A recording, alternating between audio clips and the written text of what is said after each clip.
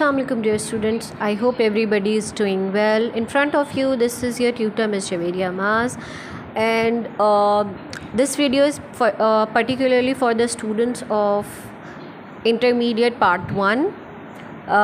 Basically students, the video is related to the important for board exams, that is related to physics.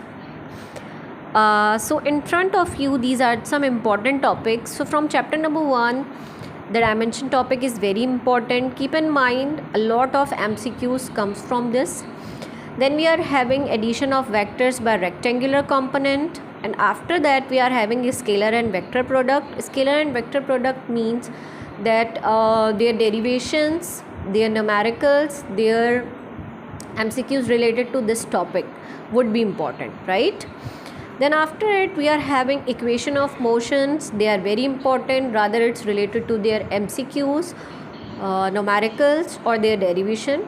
So अगर topic लिखा है तो उसके numerical और MCQ दोनों इम्पॉर्टेंट होते हैं. बट कीप इन माइंड जो आपका थ्योरेटिकल टॉपिक आता है वो आपके अमूमन तौर पर न्यूमेरिकल पार्ट में नहीं होता.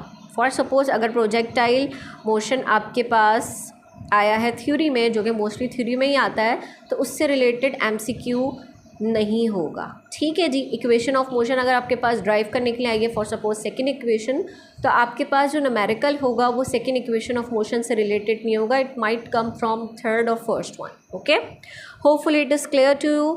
देन आपके पास प्रोजेक्टाइल मोशन की अगर बात की जाए तो it is a far detail topic, जिसमें आपके पास maximum range, time flight of the projectile, ये बहुत इंपॉर्टेंट होते हैं. दोनों की डेरिवेशंस बहुत इंपॉर्टेंट होती है, and the trajectory of the projectile as well. इसका जो इम्पॉर्टेंट MCQ होता है जिसमें आपको मैक्सिमम रेंज का जो एंगल होता है वो एक इम्पॉर्टेंट MCQ है जो कि आता है, उस पर ध्यान दीजिएगा. Then we are having topic momentum and impulse. Impulse की derivation, that is dawa P upon dawa T, that is further equal to change in P. ये important है आपके पास. Then we are having Newton's law. फिर आपके पास है elastic and inelastic collision, इसकी derivation important है. Then we are having relationship between linear and angular momentum. अब इससे रिलेटेड आपके पास नॉर्मली जो क्वेश्चंस आते हैं वो एंगुलर मोमेंटम से ज़्यादा आते हैं.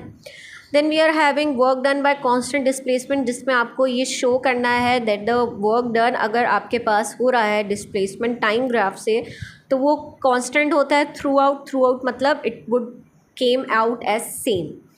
फिर आपके पास आ जाता है work done against gravitational field. Gravitational field से रिलेटेड आपके पास क्या वर्क डन होगा? इट इज़ अ फार काफ़ी फार लेंदी इक्वेशन आपके पास, ये इंपॉर्टेंट है. देन आपके पास आ जाता है वर्क एनर्जी थ्योरम. अगर ये लास्ट एग्ज़ाम में फॉर सपोज आया है तो इसके दोबारा चांसेस होते हैं आने के. It is a important topic.